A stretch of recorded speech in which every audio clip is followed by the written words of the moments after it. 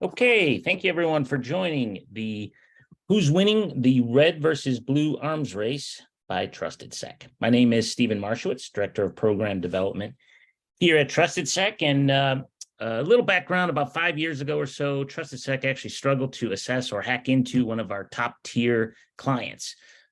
Sort of top tier being they're very mature, spend a boatload of money on security program, etc. And having been in this assessment business for about 13 years at that point, I hadn't heard of such a thing. We pretty much always broke in everywhere. So it caused some big changes here, including adding a fully dedicated research team, which we'll get to a little bit later. But I was curious as to where we are 5 years later. Where's the balance of power currently? Who's winning, quote unquote? So that started a discussion, a lot of agreement, of course, but some fascinating disagreement. And hence I thought others might be interested as well. So here we are. First, a few housekeeping items. The webinar is being recorded, so you will be able to go back and review it on our YouTube page or go to the links on our main page under events. We encourage you to ask questions. We already have a couple and some good comments along the way. We'll make sure we either get to them during the time or we'll get to them at the end. A little background on Trusted Sec. Today, we'll be talking to industry leaders about this research and innovation here at Trusted Sec, but across the landscape as well. It's an insight really into the collaborative cross-team intelligence that's really one of the traits that makes Trusted Sec so unique. And with that, I am happy to introduce our speakers today. We have, again, 3 different perspectives, which should be pretty interesting. First is Adam Compton, Senior Consultant, Penetration Testing. Adam, tell us a little bit about yourself. Okay, welcome everyone. I'm a pen tester. Basically, I got started probably around about 1999, 2000, somewhere in there. I have a little over 20 years doing pen testing, information security in general. Over that time, I've done a little bit of all of it, whether it's just penetration testing, web app testing, social engineering, reverse engineering, exploit development, a little bit of all that over the years. And I've done work for federal governments as well as for private industry. And yeah, I've enjoyed it. This has pretty much been my primary professional career ever since out of college, even before out of college. I've done a little bit of coding in there and whatnot, but primarily I've been doing InfoSec and security consultants. Yeah, and for the last about 4 or 5 years, I've been here at Trusted Sec, loving it. So, Great, Phil. Yeah, hey everyone. So Phil, Rowland here. Yeah, I've been in IT, not specifically on the security side, but in IT in general for the last 20 years or so. Last 10 focused mostly on security, but before that I was doing sysadmin stuff, spent a few years as a developer, which I'm ashamed to say, and then also a little bit of leadership stuff, so kind of all around in the IT world, but now specifically focused on security, infrastructure, remediation, that kind of stuff. Scott? Hi, I'm Scott Nusbaum. I'm a research analyst here with Trusted Sec. I've been similar to the other guys for the last maybe 20 some years doing IT related things. I am a programmer by, I guess, trade coming out of college. Spent a few years developing. Then I love security, so I start moving into that. I've bounced all over the industry working on defense and offense. I've been with Trusted Sec now for a little over 5 years. The first 4 years I was actually in the incident response group, getting to learn that side of the house, and now I'm in research where I get to work on more offensive side of tooling.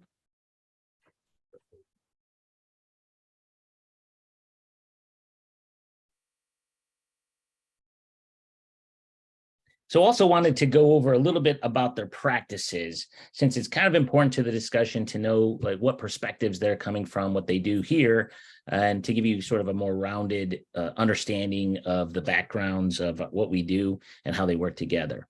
Adam, tell us about your practice. I'm part of what is called the Force team here at Trusted Sec, and it's a little bit of a mix of a lot of different pods, if you want to call that. Primarily, it all falls under the concept of penetration testing in general.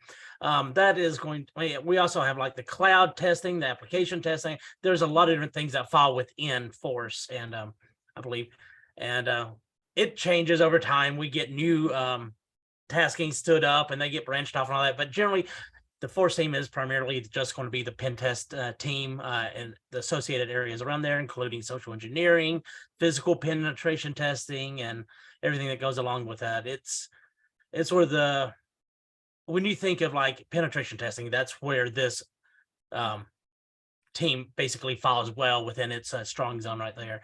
It's probably the largest of the teams, I would want to say. Haven't actually looked at the numbers, but I think it's the largest team here. And I've enjoyed it. I have worked a little bit with the red team. I've worked a little bit with the defensive side over the years, doing some sort of purple teaming, stuff like that. But I still happily reside well within the what is considered the penetration team. I know this is going to be a talk on red versus blue, and penetration testing isn't necessarily considered a red team. We have a whole different group for that under Lang and everybody over on that side. But as far as this discussion is concerned, we are more on the red side than the blue side, I would like to say. And while we might not be as try to be as stealthy and everything that some of the nice little adversarial team over there is going to be, but we do try to learn the same techniques, use the same techniques. We're just trying to our goal is a little different than a strict red team, but I think it will work well within this discussion. So I think that's a little bit about the team, at least filling the area. So Great. Phil, tell us about remediation and security engineering. Yeah, so kind of conversely to what Adam was saying on the attack side of things is the defense side, right? So kind of what we call blue, but there's a whole bunch of different descriptors you could use for that. But there's two main things that we're kind of looking at within our team. The first one is remediation. How do we take a finding from Adam's team or from advisory or from incident response and actually do something about that to secure the environment?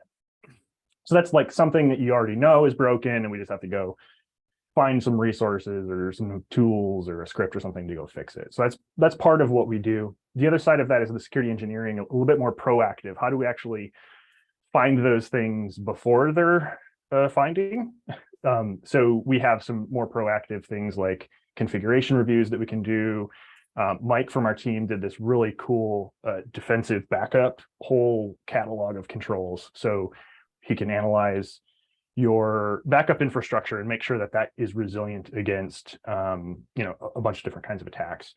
And then we also do a lot in the cloud and dev side of things. So as you're building stuff, how do you build security into your platform and into your software and into your development practices themselves to bring security into the whole package of the organization?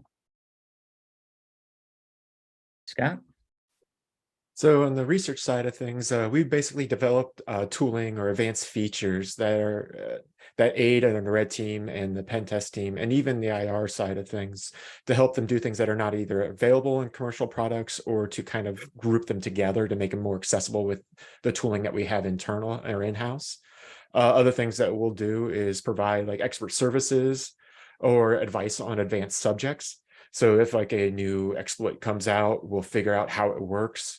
And then we'll try and provide training so other people can better understand it. We do also provide other trainings and workshops on advanced subjects that are not readily available in the current market for trainings. Some of the other things that we try to do is provide out to the community itself different blog posts, similar, like if a new exploit comes out or a piece of malware comes out, we'll write up a blog explaining how it works, what it affects. We also try to do a series, kind of like Adam Todd's Script Kiddie series, giving education behind things that we see or different types of tools out there. We'll post videos like Carlos Perez's Sysmon videos that are out right now. Other things that we'll try to do is we try to release open source projects along the, like the Sysmons, the situational awareness, remote operations MOFs, call floaters or elf floaters. So we try to push out some of the different things that we see as we come across. A lot of times we'll be working on something internal and we'll struggle to find information online about it. So we'll end up writing a blog so other people who are studying the same thing will have access to it in the future. Okay, great. So we also wanted to just kind of put some guardrails around this, some caveats. So Adam, when we say red versus blue, we're using these terms generally. What are we meaning there? Yeah, it's sort of like what I mentioned a little bit earlier, though, is red is more of a nebulous term in this arena. It's going to be more of, it's going to include everything from physical assessments, social engineering, penetration testing, application testing, actual red teaming exercises, anything that is targeted around trying to identify vulnerabilities and potentially exploit them along the way. Where blue is going to be more along the lines of how do we take that information and prevent that? How do we prevent the aggressors, anybody who's on the red side or on the aggressor side, how do we prevent that, learn from that to identify, detect, things of that nature. It's not necessarily red team versus blue team, as some exercises out there I've seen be performed. That's just generalized terms that we use for this. It's more offensive versus defensive, aggressor versus defender, things of that nature. And that's where we're coming at with this. And I don't think there's going to be too much confusion about that overall, I don't think. But yeah, we're really just shooting for more of the anybody who is on the attacker side. How does that compare against the people on the defender side? So Scott, that answer it. Yep, that does. Scott, what do we mean by Alright. winning? Yep. Winning's like a fun one because it really depends what side you're on. Winning for like a red time or a pen test or the red team side is getting in, breaking in, and being able to, well, since we're here to help, it's also providing information for the companies that we're going after to be able to defend themselves in the future, point out the flaws. Winning for the blue side, that is basically at the end of the day, did you find it? Were you compromised? It's more of a fine grain. Okay, we didn't get compromised today. Let's make sure that all our tools are still working. So we're kind of going to go through a little bit of that as we go into the next few slides of kind of what levels we are talking about in your organizations, as well as some of the things like what we consider winning at your level. Phil, tell us about our opinions. Yeah. Oh, yeah. We all have opinions for sure.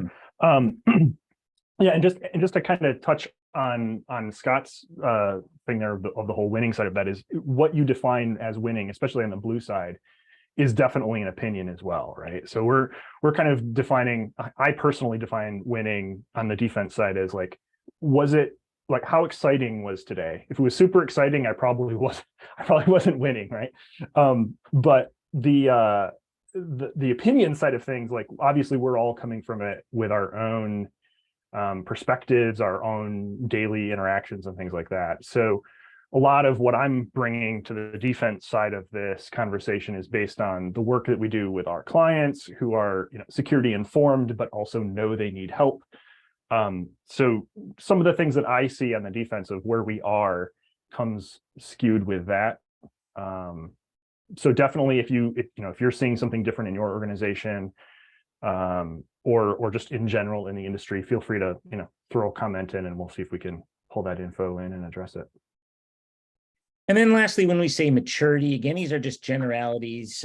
When we were putting this together, talking amongst ourselves for many hours, we wanted to frame it in a certain way. So more basic type of organization, middle, and then more advanced. And so it's just, again, a generality for what we mean by maturity. So we're going to start with maturity level observations from a defensive level 1, quote unquote, or basic. And we'll start you off with a little poll here while we go through it. So Adam, what are you seeing the most of from testing these organizations that are at more of this basic level, have some defenses in, of course, may or may not have a dedicated security person? What types of things are you seeing the most from going after these kind of organizations? Well, while I do, the the issues I'm going to be describing here are not ones that are just solely for this level, but we do see them in other ones as well. We just see them most commonly at this level. For example, things like weaker, easily guessable passwords. We see that across the board, but particularly at this level. We're seeing things like default installs of things like Jenkins and Tomcat, things that I was exploiting 10, 15 years ago, I'm still coming across where you can use that to get a foothold on system, or things with relaying attacks, things of this nature. It's the sort of the things that a lot of your vulnerability scanning tools might try to identify for you. Default passwords, guessable passwords, commonly missed patches, misconfigurations of common services like I said, Jenkins, Tomcat, any sort of like Java RMI exploit. These are sort of the things that you're seeing where people take applications or a new software and just install it, assuming it's going to work well, and run with it. They're not changing the defaults on them, it looks like. And we're seeing that most commonly at this level. However, we do still see it at some of the others, but that would probably be the primary ones I'm seeing here. It's the things that historically we've seen for over my entire career. We're still seeing those sort of things, just under a new hat, basically. So, yeah, and from the defensive side, I would say it's exactly that, right? It's all the basics. So if you're not doing all the basics like patching and having MFA and all your stuff, host firewalls, that's another big one that Adam, you probably could agree with this. Yes. Of like, if we can get Yes. host firewalls turned on across the board, like that goes a long way That would towards hurt. getting past sort of that level one Yes. side of things. Network segmentation also can kind of help with that. And then no local admin for users. Adam, is that still a huge thing for you guys? Like, you get in and yes, many times we'll get on for some organizations in particular, you'll get local admin hash over one systems and it'll work across the board, or they'll have they won't use, or they will disable local admin, which is a good one, but then they'll create another account which has the privileges of local admin and put that on every system.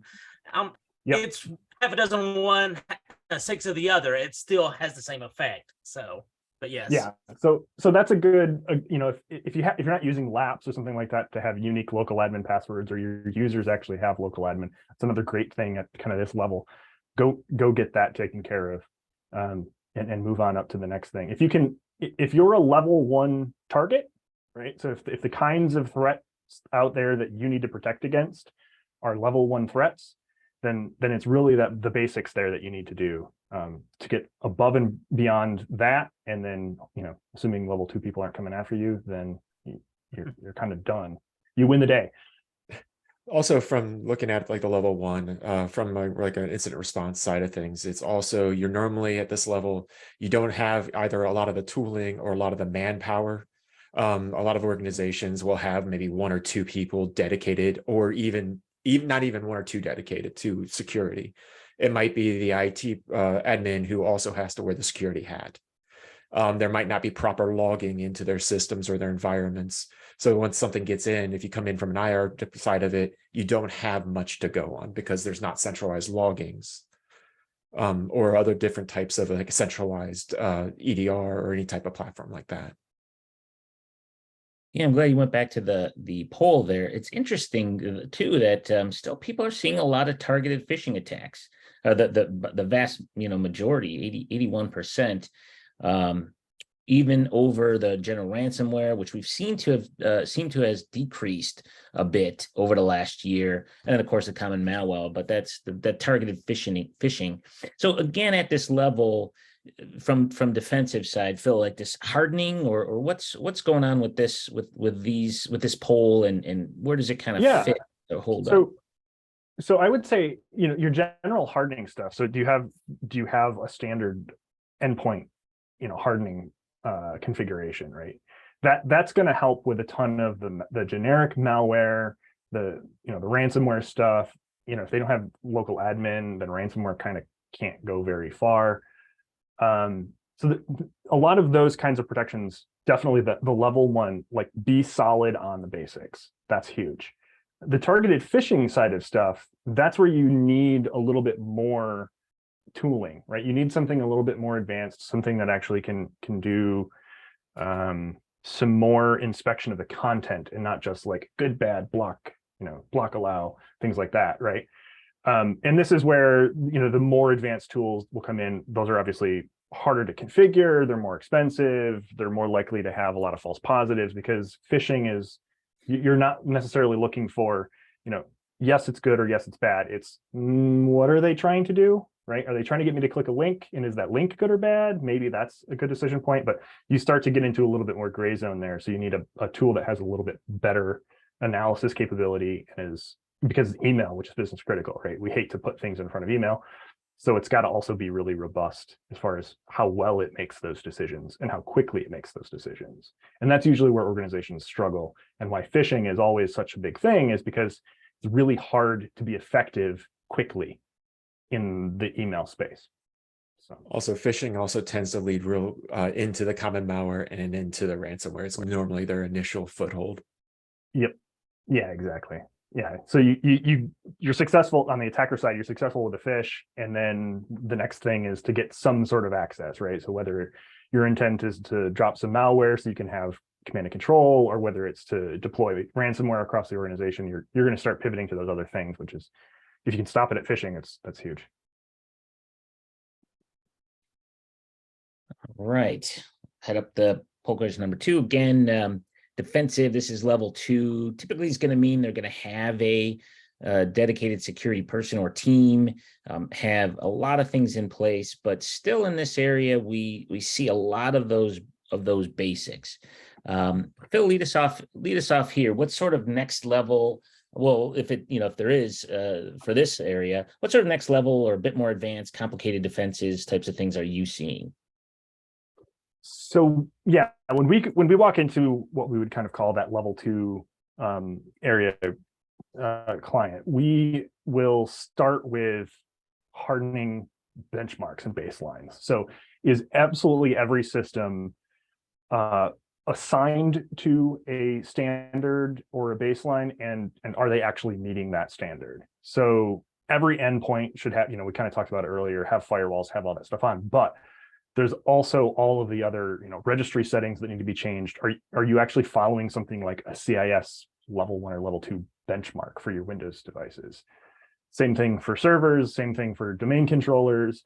There's, if it's Linux boxes, Linux has benchmarks out there as well. So that's kind of the next level, the level 2 thing that we start to focus on is, let's be a little bit more organized and a little bit more exacting about what we want all of our devices to look like. And that starts to accomplish some of the things like vulnerability management, the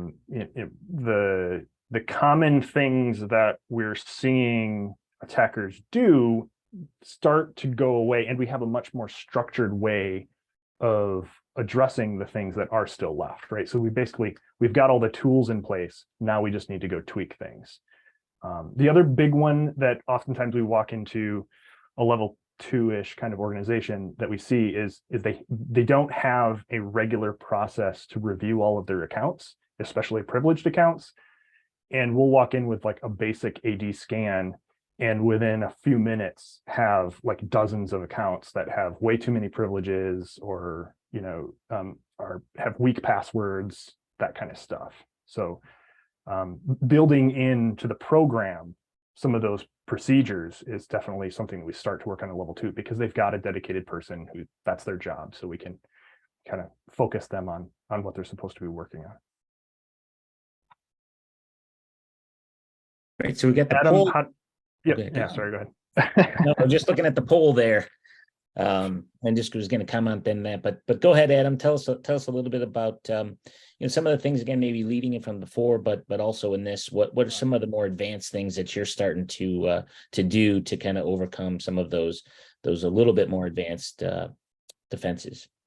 Right. So at this level, while we still see the occasional issue that I've discussed earlier, passwords, things of that nature, we're starting to look at some of the other services that maybe the defenders or the security team didn't take into mind, maybe things that have not been around for overly a long amount of time. We're not talking about days here. We're talking maybe like in the last 6 months, last year, something like that, that may not have trickled out into common knowledge or things that fall in that line. We're also looking for things that may be on like a development box or a new test system that they stood up.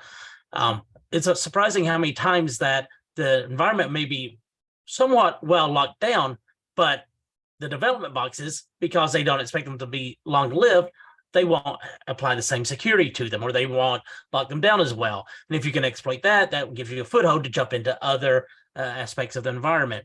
Some of the other services that we're looking at is stuff like Active Directory certificate services. There for a while, that was very common. We could go after that. That was one that a lot of people wasn't aware of, hadn't been made aware of it. That's not as common anymore, as that is getting more and more into public knowledge, but things like that. Other little known, or well, not well known default credentials or what bypasses around certain services or authentications, things of that nature, or even the really old exploits. I'm not talking like within like last 5 years. I'm talking like in the past, go back like 10 years ago.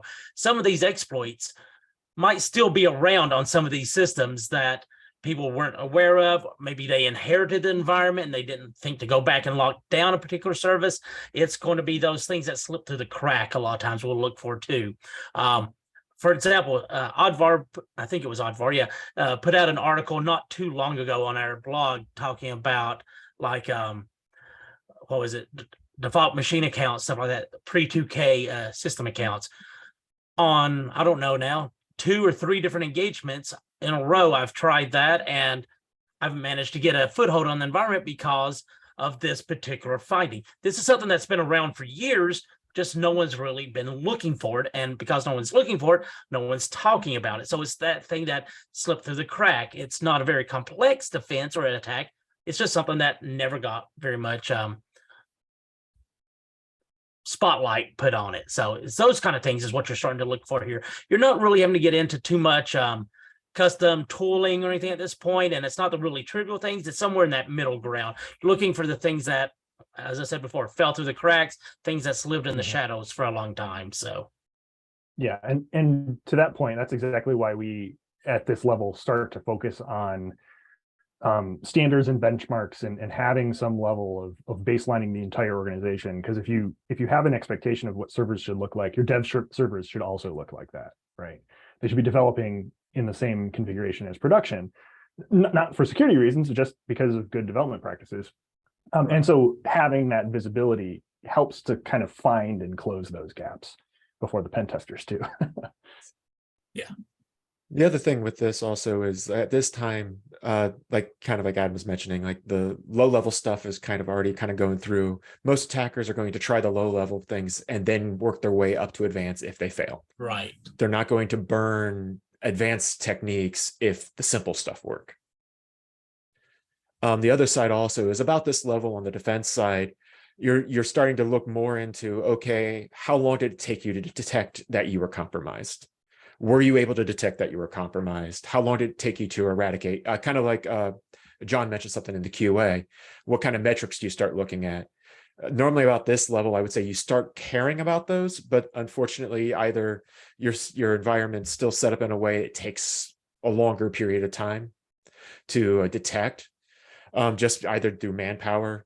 But as the group grows and as the skill sets grow inside your teams, this should be something that you should mark trying to lower as short as possible. I come from the idea of attackers are going to get in. The best defense is, okay, they're going to get in. How fast can we detect it? And how fast can we get them out? If they're in for 2 minutes before you're able to get them out, there's not much they can do. But if they're in for 2 days, then there's more concern. And also about this time is when the defensive side will start implementing a lot more tooling. Generally, that's things to automate or to log and to monitor. You also have to start worrying about the training of your analysts, or the third parties that you're monitoring the logs for you. A lot of times what we'll see is the event was logged, but maybe the analyst who was looking at it just silenced it because they didn't think it was an issue or they didn't have the training to know it was an issue. And then when you come back later on, they're like, oh, we did see that. So that's generally fallen about a level 2. Along with what you're saying there, Scott, I've seen on many engagements that might fall within this category, within this level or thereabout. Customer will have, or the company will have logging, they will have detection, all that. And we, from the pen test side at least, say, when you do detect us, please let us know so that we can include that in the report, things of that nature. But it's a good metric for us to know, or it's a good just back of the mind to know how quick their response time is. And we'll do something and then they'll come back and say, hey, we detected you're doing XYZ. That might range anywhere from within a few minutes to, in some cases, a couple of days. I'm like, within a few minutes, as you said, that's great. You're going to stop me. You're going to shut down my system, all that, not a problem.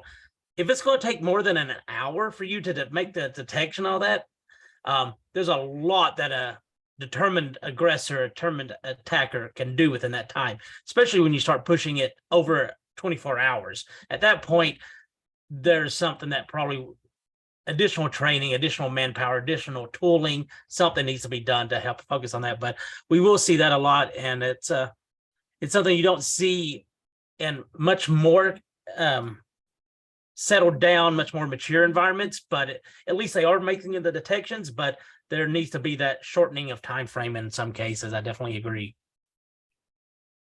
We used to see a lot more interest in external penetration testing because, again, the whole, at least we're protected from the outside or from, China or wherever. But those are getting passed by more. I'm seeing just in the reports a lot, although there are still critical severities, but a lot less of those. And the internals are more important, much more important than they used to be. Is that why would that be that, we're still seeing those critical levels on the internal in a lot more, of course, than external, which was always the case, but especially now we're still seeing quite a few criticals on the internals. So from what I've seen in the past, it's a lot of times the companies will come under the let's harden our shell outside and we trust people inside. We don't want the outside bad people getting in. But I mean, from our incident response side, it's like the likelihood of the internal threat is probably lower, but the damage that can be done from the internal threat is much higher. When you start switching things up now with like the last few years, a lot more people working remotely. It's you compromise somebody at their house and then you have access through the systems. And that might bypass a lot of the detections or a lot of the security preventions that might have happened before. You have an instant into the internal network. I think LastPass just hit this. So yeah, I was going to say that sounds familiar. One of the other things that we've kind of on the defense, the security engineering side of things that we've been thinking about, especially with the transition to a lot of organizations working remotely, is how do we lock it down so that we don't need devices on the VPN, right? So reverse proxy for internal applications, moving things to the cloud, using SaaS solutions. There's been a big trend and push, not just the cloud transition, but also securing on-prem to move away from having things exposed from your external, your actual on-prem IP. And that's probably another big factor in that as well, is we're putting less things on the internet from our on-prem stuff, and we're letting SaaS providers do all that for us. Going back to that poll, it still was, Phil, 50% of the people or so hadn't done hardening exercises, of our whole audience, which, presumably, this level 2 is going to capture the bulk of those. Where, from the findings, what types of things are you, or what types of those hardening assessments are you guys getting, kind of pulled into? So, the tricky thing with hardening is most people think of it as like, oh, well, I have to, like, I don't need to be, NIST compliant or things like that. And they assume that that's where the hardening comes in from. But if you look at like the level 1 implementation group 1 CIS benchmarks for workstations and servers, there's a lot of just really good basic security hygiene built into those. And you can pull a few things out if it causes a problem, or if you don't think you need to be that proactive with certain things. But it does a lot towards turning off LLMR, turning off old versions of SMB and attackable versions of NTLM and things like that. That if you can do it across the board and do it with policy and make sure every endpoint is secured to that level, then a lot of those really basic attacks go away. But I think the big challenge for most organizations is they don't identify that they need to be compliant with some benchmark, and so nobody thinks about it from that standpoint of, well, it's just good security. So I think that's like, if I could have one PSA, that would be one of those things. My public service announcement is like, everyone should be doing like configuration hardening and have a standard for what all of their endpoints and servers look like. And Scott can probably speak to this too from the IR side, is if you know what your endpoint is supposed to look like, then you can very easily see what's going on that's strange on an endpoint that had an incident, right? So that it helps kind of on both fronts, before and after. That was always one of my favorite engagements, is when you go in and you're like, what is this supposed to be? What is this server? What of this traffic is anomalous? And then have them come back immediately saying, this is normal, this is not. Yep. Yeah, exactly. Yeah, I think we all know the saying of like, know what's normal in your environment, and a hardening exercise is exactly how you define that. You're defining what should be normal and what should not be, and blocking the things that are not. And then in theory, that then informs you for anything further that you need to do on the detection and analysis side. Right.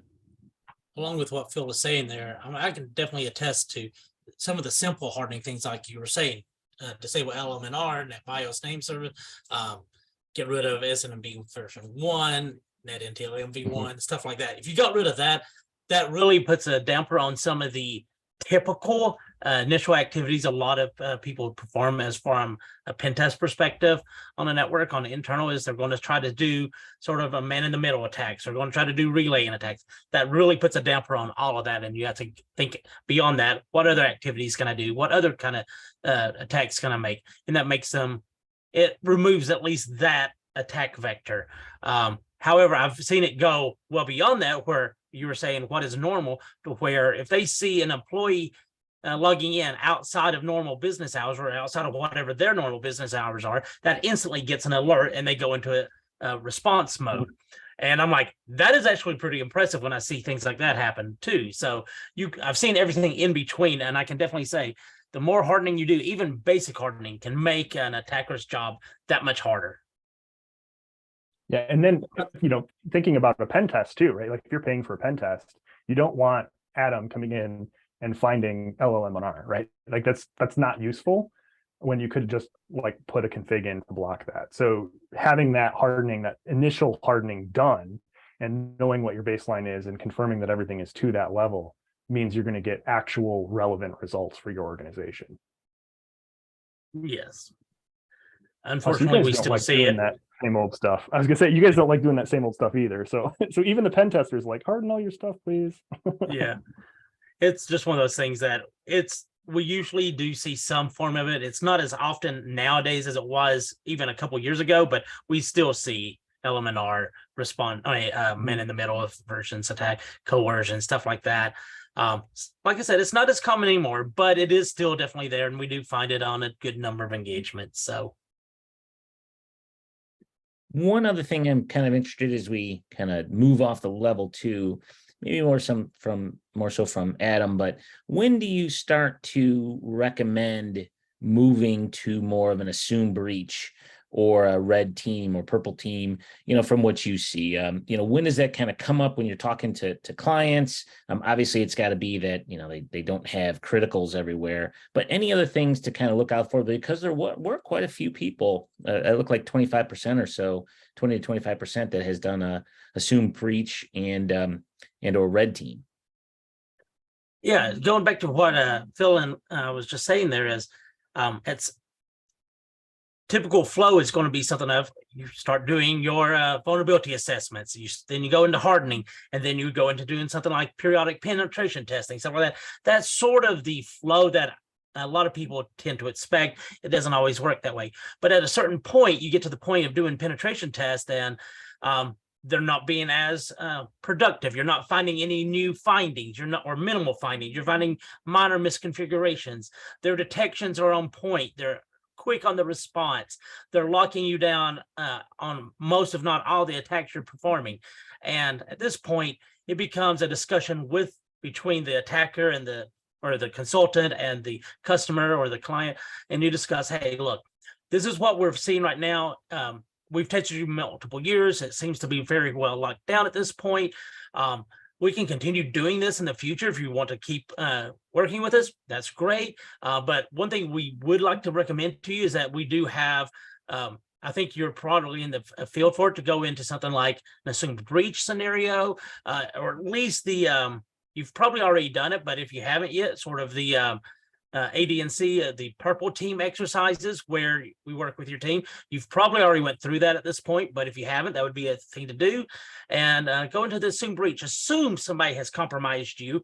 What could they do at this point?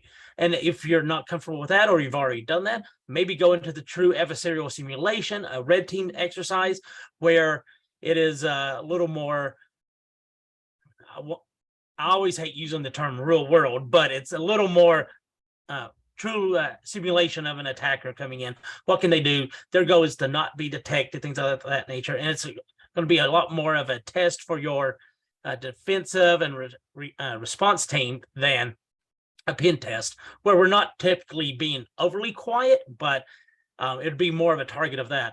I don't think a red team is going, or attack simulation is going to be your replacement for a pen test, because they don't generally try to find as many findings and hardening techniques as a pen test does. But once you've already got that under wraps, you've got it locked down, you got a good process in place, then moving on to an assumed breach, moving on to a attack simulation, red team, something like that would be a great scenario. Adam, I got a kind of a spin on that question. Something that I've seen in the past.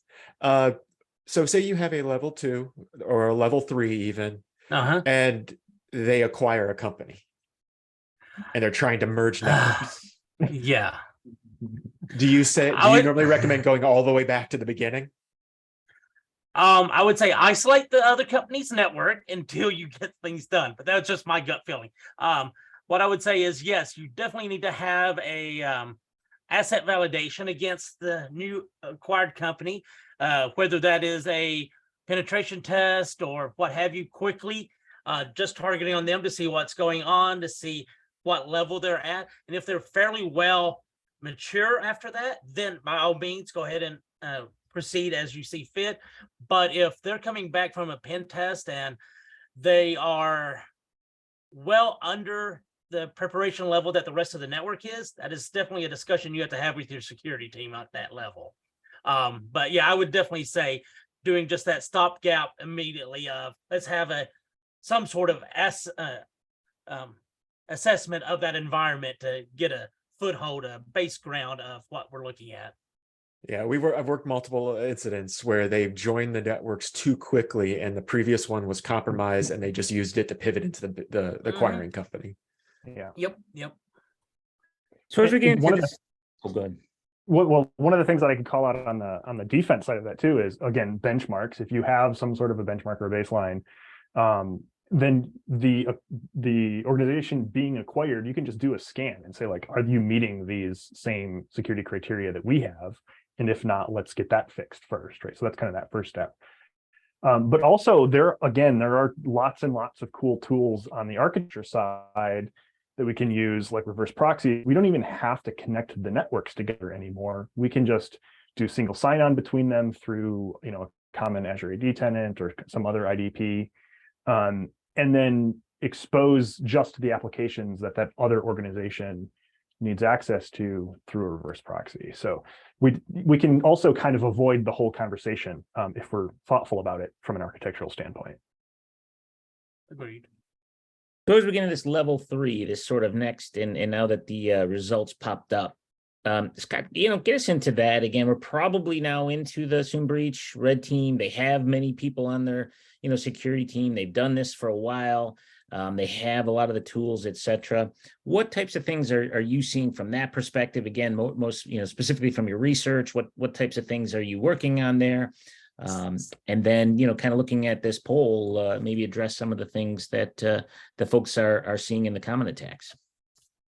So when you normally get about level 3, yeah, like you kind of mentioned, you start having manpower, you have dedicated resources to monitoring, to hardening.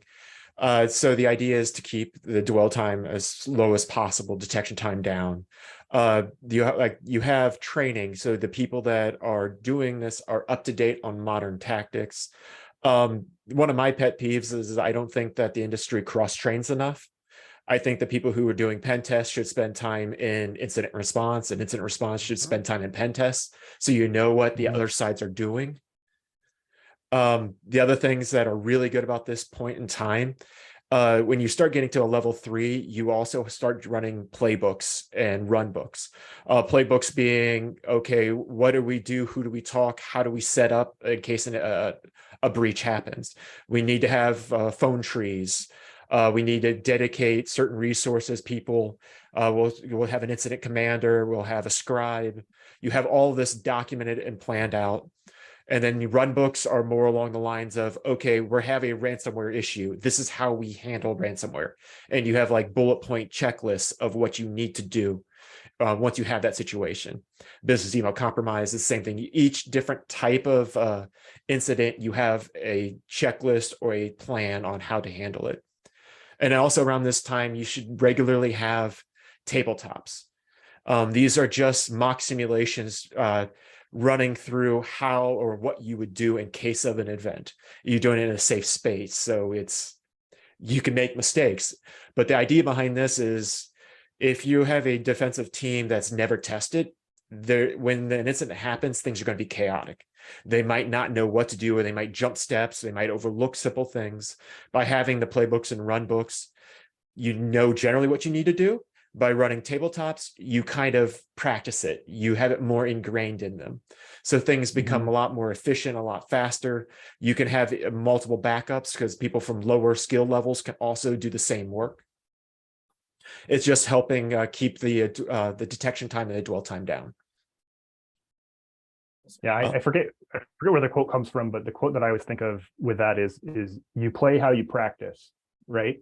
And so tabletop is the practice, and you should do tabletops and practice what you expect to do in a real incident. So that when I was going to use Tyler's favorite quote, Tyler Hudak's favorite quote that he always does on all the tabletops. It's something like I don't remember it exactly, but it's like the plan is always great until you get punched in the face. Yeah, exactly. That's Mike Tyson. Yeah, it's a Tyson quote. Everyone has a plan until they get punched in the face. That's a good one. But yeah, it's allowing you at this point, you have your practices up, you have your plans, you have everything in place. You just need to practice it so that when something happens, you can respond quickly and efficiently. Right.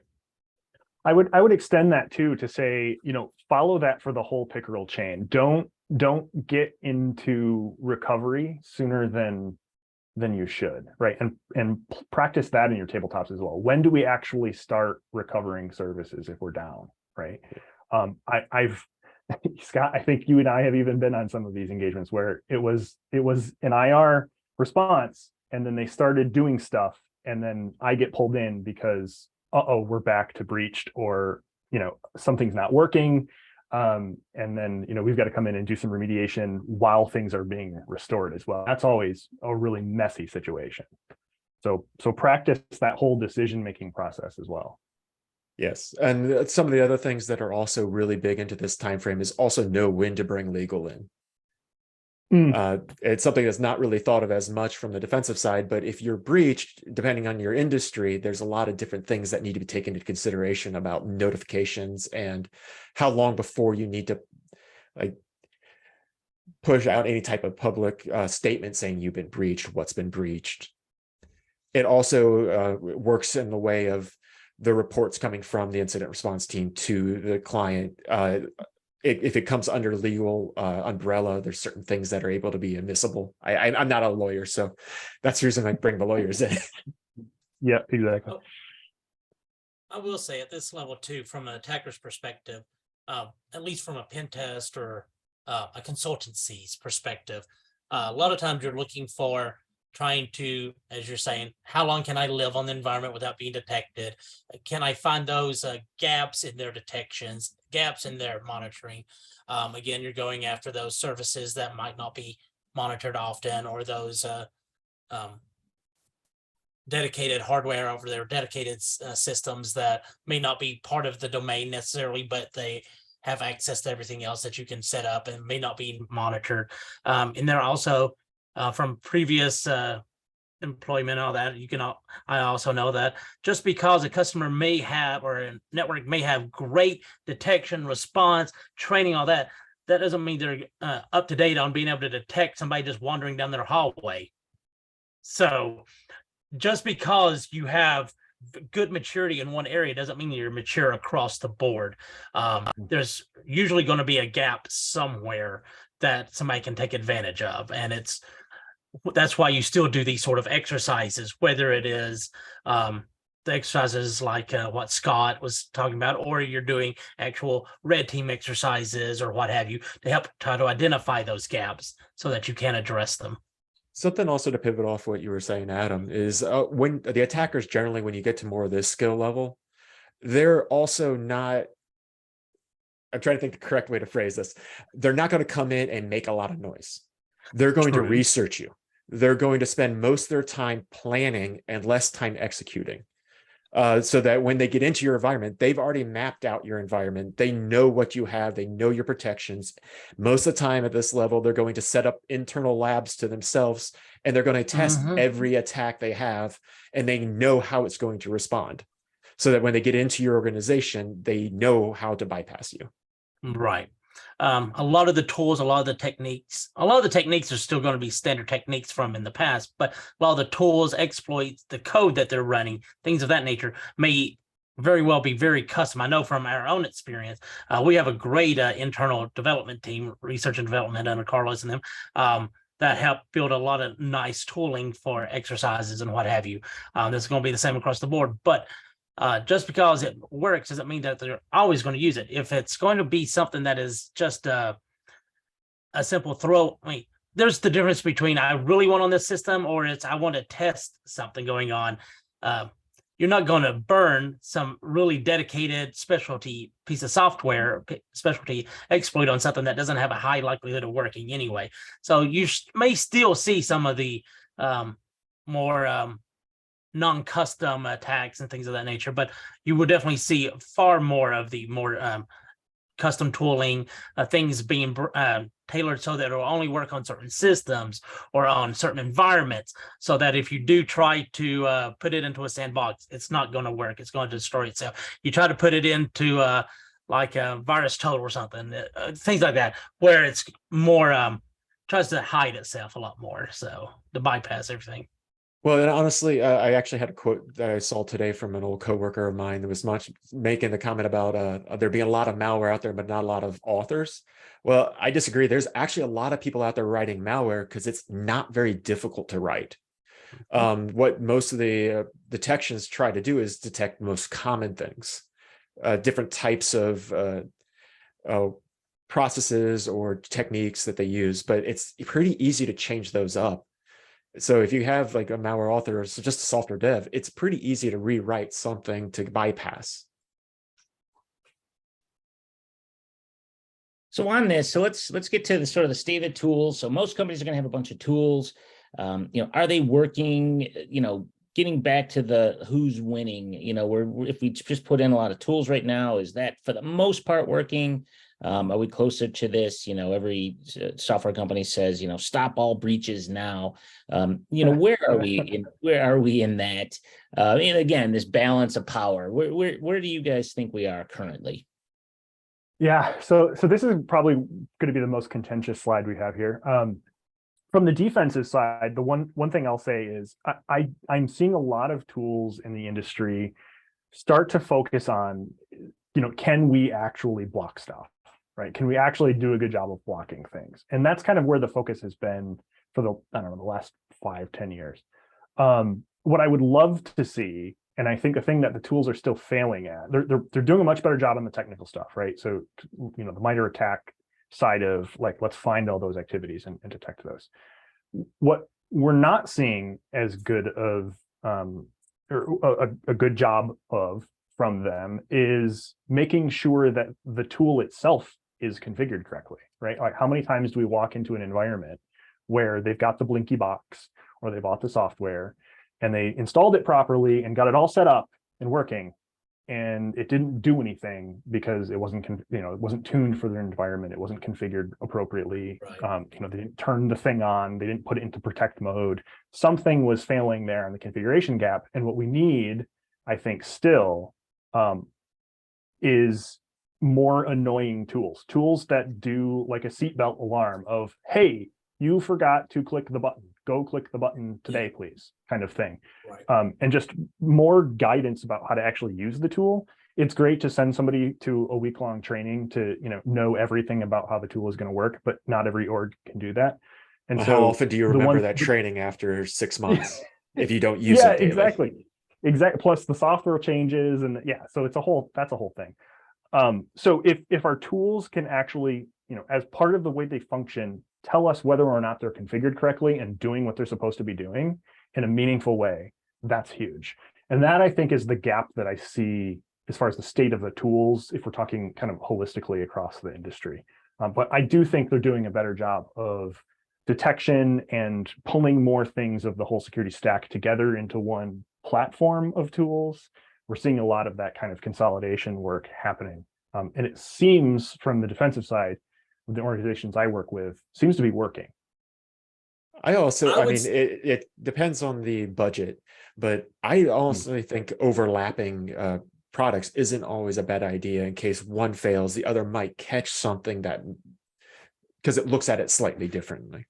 Defense in depth, basically. I would say so overall, like antivirus versus MDR kind of thing.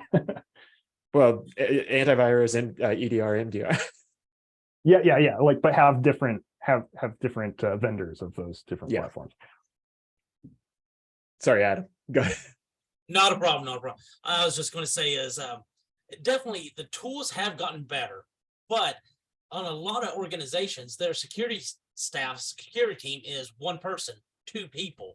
So the fact that they have the budget possibly to buy this new tool, this new application, this new appliance, doesn't mean they also had the budget to buy the training that went along with it. So a lot of times we will see that the default settings are in there. The default configurations are in there. They're not configured optimally. They're not being monitored, for heaven's sake. Things of that nature. So while you do have it, that's great. That doesn't necessarily mean that it's being used properly or to its fullest advantage. But on top of that is, just because there's X number of companies out there making these tools doesn't mean that there's not hundreds of thousands of people out there trying to poke holes in them at any given time. So the arms race in general, I would say, goes to the aggressor in here, because all they have to do is find a hole. The defender has to, exactly. The defender has to stop everything. So it's a lot easier job on the aggressor side, I think. So. Yeah, that's kind of the nature of this in general. And I think I think of the arms race a little bit differently coming from the defense, knowing that like we have to defend every day. Is that how much effort does it take of my day to defend versus proactively fix the things of the future, right? If most of my day is spent proactively fixing things before they're a problem, and my tools allow me to do that, then that's a good stack of tools, right? The bad stack of tools is just things that are throwing alarms at you all day for you to go play whack-a-mole. And I think that's kind of the where I would think, if the tool is allowing you to kind of move more towards that proactive side, then the tool is an effective tool, and it's quote unquote, doing its job. So no disagreement. All right. Well, we are pretty much up against it. We definitely can take a few of those questions as time's kind of expiring. We'll keep on going. But if you have to leave, definitely wanted to just thank everybody for joining. Thank you to panelists. And again, if you have to take off, really appreciate your time. And for those who are left, we'll get to a couple of questions. So real quick, first, touched on there, but which comes first, assume breach or red team? And what types of things does the assumed breach go into? If you could just talk on that a little bit more, whoever wants to take that one. I would actually say you could do them in either order, but typically I see people doing assumed breach and then the full red team. The assumed breach is sort of like, let's get our feet wet doing this first and then move into the full red team. But I've seen companies go the other path as well. But as far as the unassumed breach, you're looking for many times when I've been involved in them or I've read other reports involved in them, it generally looks to be of the nature that, let's say that you have a user, you've got access to some user account on this laptop, on this desktop, on this VM, whatever the case is, you have access now. What can you do from there? It's usually very targeted. It's not just saying, hey, you've got open world, what can you do? Vast majority of the time, it's more of, let's see what you're doing. Go ahead and do these various attacks, but we're going to see if we can detect you. It's sort of build your own purple team almost, where the assumed breach is the red team, or they're just trying different things. Can they get access to various systems, get domain admin? Can they do XYZ? And at the same time, the company is being very active in trying to detect it, trying to see what they can do, see if it's setting off their alerts, setting off their alarms, things of that nature. It's red team like, not necessarily a full red team by any means, but it's somewhere along that lines. It's also sort of purple team like, without having the consultant on the purple, on the blue side as well. So it's somewhere in that middle ground. And I know we have several types of those depending on, what specific scenario you're looking to test. So you can scale it down some. Mm-hmm. And then last question here, or I guess we have another one, but how do you capture sort of the strengths and weaknesses of the blue team? How are you kind of showing that? And maybe just overall, I think we're talking more from a penetration testing or defensive level. Generally, we also, of course, provide assessments, risk assessments, maturity assessments, where you're looking at the entire program that goes into the quote unquote blue team or your whole program entirely. But from a penetration testing perspective, research, defensive, what types of things are you putting in the reports, or sort of key areas that you're seeing when you're reporting on those strengths and weaknesses? I'll jump into this from the past experience with IR. Again, I'll go back into more of a template, or not template, but like the tabletop environment, where you actually have a chance, because normally when I used to do these, we'd sit down and we'd ask you a ton of questions about the environment ahead of time. And our whole goal was to, again, in a safe environment, was to poke holes and put you in situations that are uncomfortable.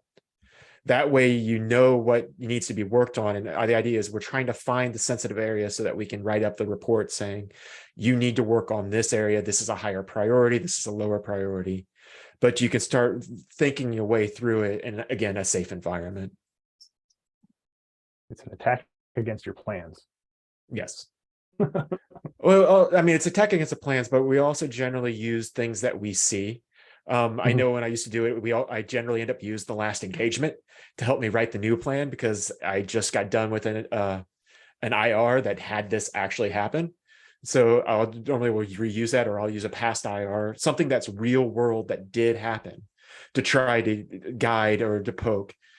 And again, it's not just the technical stack for those tabletops. It's also like the executive level. You need to be able to play nice both ways. Right. From the pen test side, generally we're in the report, if we're going to be reporting on any of the defensive side, it'll be more of the things that they're doing that we're seeing a positive result from. Do they make use of labs? Do they have detection and alerting in place? Was it successful in detecting and or preventing some of our attacks? Do they have separation of roles? Do they have things like that in place? It's the configurations. It's not necessarily saying like, here's everything you have in place. It's here's the things that we saw that were actually making our job difficult and or preventing us from doing some of the attacks. So we write that up. It's the more holistic approach to it, where we're saying, here's the things that we know of that you're doing that is making it difficult from an attacker's perspective. So. Okay, great. I think that kind of hits that last question as well. So really wanted to appreciate everybody who joined us today, and especially you three. Really got a lot of great insights, a lot of to-dos for folks. I think even going forward, this is really going to help a lot of clients that are trying to decide what types of assessments they should be doing depending on where they are. So again, really want to thank you guys for your time, and thank everyone for joining. Have a great day, and talk to you guys later. Absolutely. Thank you. Thank you. Thank you.